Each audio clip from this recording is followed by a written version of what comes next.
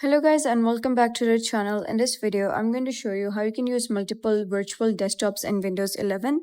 So let's get started. So you can press Windows along with the Tab key and you should see this section open in front of you, or alternatively you can simply press this icon and you should see various desktops. So in order to create a new desktop, simply press new desktop and you'll be able to see a new desktop has been created.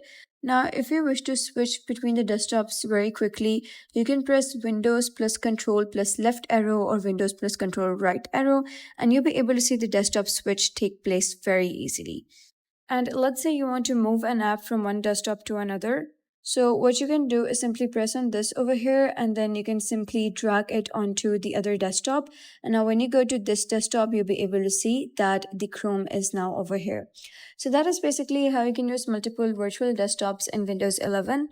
So if you found this guide helpful, please consider subscribing and leaving a like. It really helps me out and I'll see you next time.